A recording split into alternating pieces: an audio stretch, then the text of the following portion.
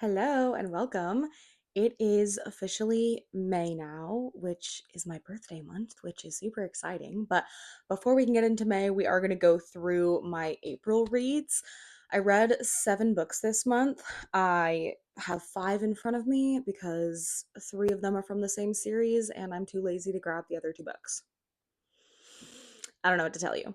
So, we'll begin going through them. I will talk about which ones I read on audio, which ones I did audio and physically reading. And yeah, I feel like April was a little bit of a slow month for me. Usually I read a little bit more, but I've been trying to slow down my reading because it's not a race, you know? Yeah. So let's get into it. I'm gonna move my stack of books here. Get cozy. I read Dark Rise this month. This is book 2. I think it's gonna be a series. It's definitely not complete. The first one is Dark Air. No, this is Dark Air. The first one is Dark Rise. I have my shit together. Um, this is by C.S. Pacat.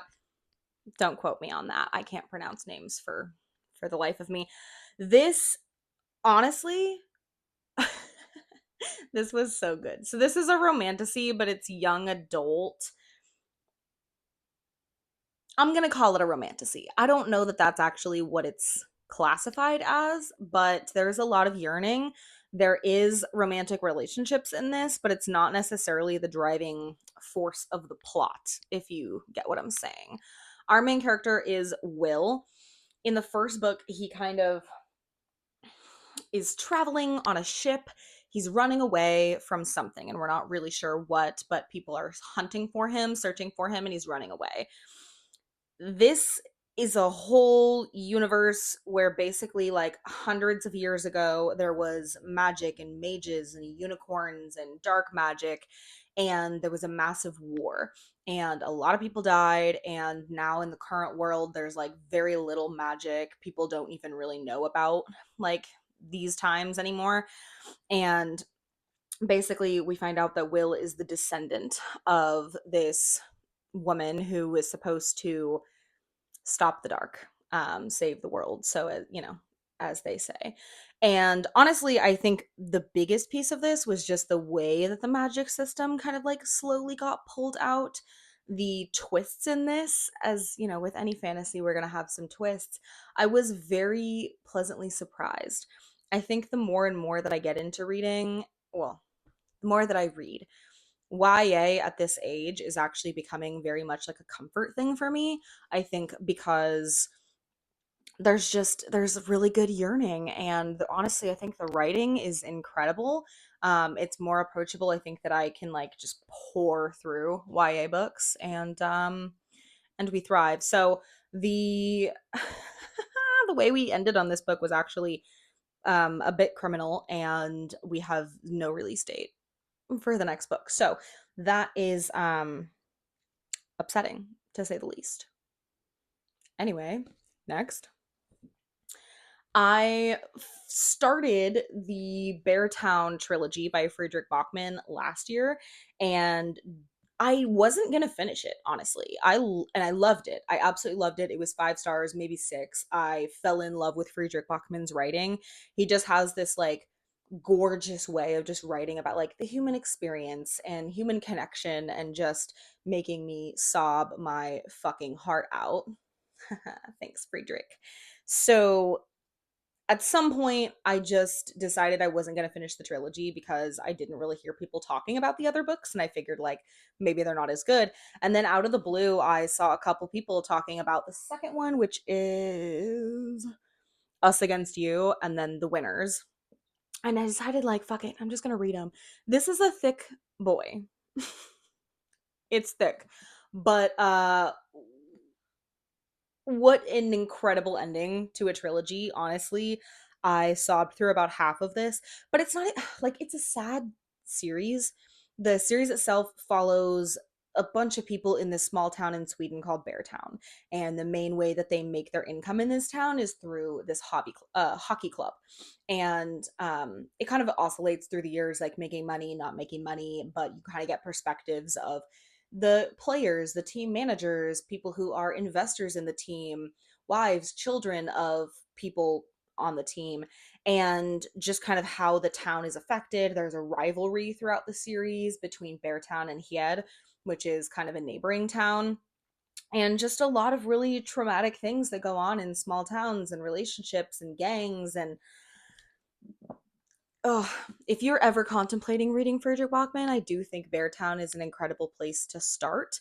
And yeah, honestly, Beartown itself was one of my favorite books of last year, but I'm super glad I finished the trilogy. The sack is gonna like overcome me over here, but that's fine. I'm continuing my Boys of Tommen read, and so I read Saving Six last month and then Redeeming Six this month. She is huge. She's massive. I don't even want to know how many pages this is. We're not even gonna look because it's gonna like throw me. I actually flew through this. I read this partially on audio. The last two were physical reads. I kind of switched back and forth between audio and physically reading this one. When shit started to get really emotional, I would pick up the book and read it just to like savor it. But otherwise, I was listening to this on audio. Listen, the audiobooks for the entire Boys of Tommen series actually phenomenal. They all have like accents. So at first it took me a little bit to kind of like lock in with the accent and what, the slang and stuff, but by this book, like, girl, I'm in this. So this was incredible. This is the second book of Joey and Aoife, and basically continuing like a repeat of the timeline of the first two books with Shannon and Johnny. But oh, all of those emotional scenes just hit so much harder in this book because like you knew what was going to happen, right? Like you knew what was going to happen. You know that it's fucking gut-wrenching and horrific. And just Joey, like my whole heart is with Joey. Aoife is an absolute queen. Their relationship is just they're dynamic, heartbreaking, soulful. I'm just obsessed with them actually. So I'm gonna start, yeah, Taming Seven next month, and I'm absolutely stoked for that. I believe it's Gibbsy, and I just am obsessed with Gibbsy. He's been my favorite character so far, so I'm really excited to just see like other sides of him and hear about some of his trauma that I'm assuming exists. So, more to look forward to. Okay.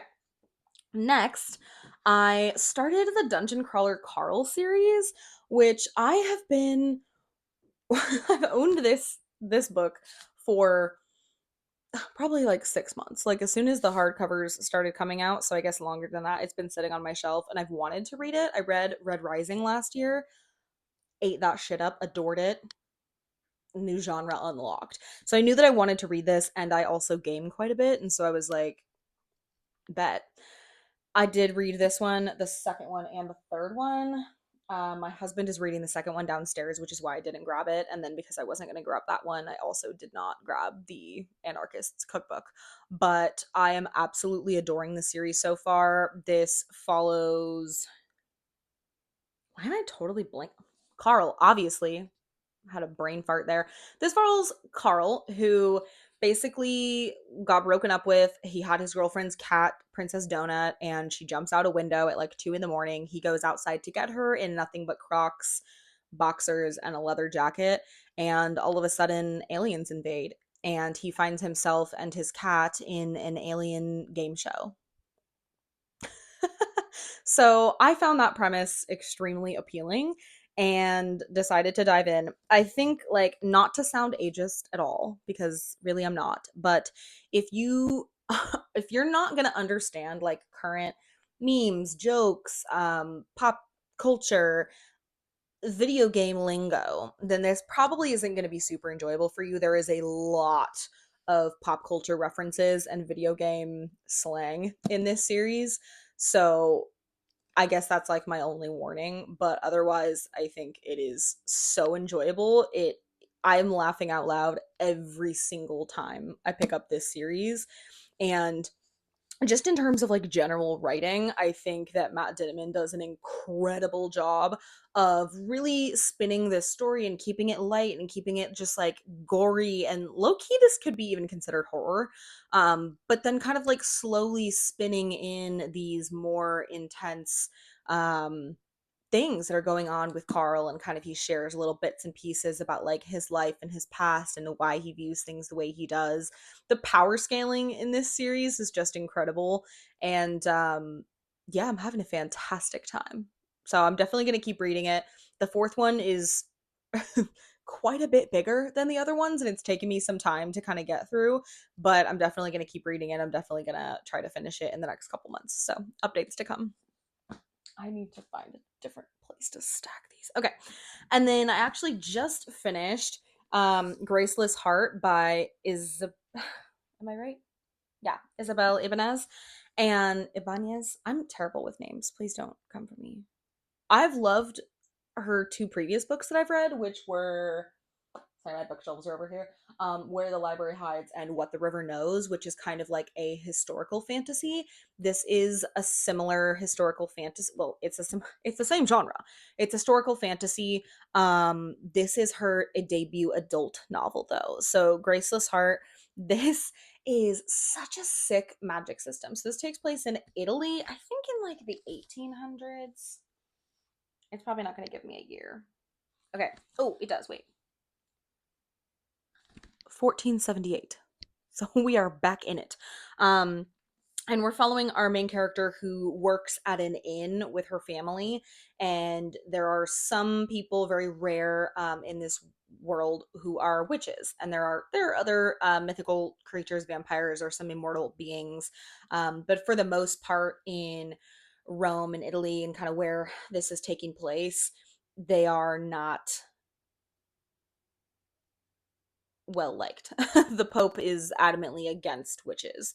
And so she has this secret where she can harness the power of this stone, and it has this like purple flame inside of it. I'm not going to get too deep into the magic system, but it's a pretty rare skill. And she also sculpts marble. Conveniently, those two skill sets were needed for the premise of this book. And so she ends up kind of getting taken from her home to go and work for this immortal family, trying to remove these stones from some marble statues. The politics and the lore in this were really, really, really good. I loved our main character. She's spicy, she's got guts, she's like pretty sassy, and also just really earnest. The romance in this was pretty good. I didn't really ever like completely fall in love with the two of them.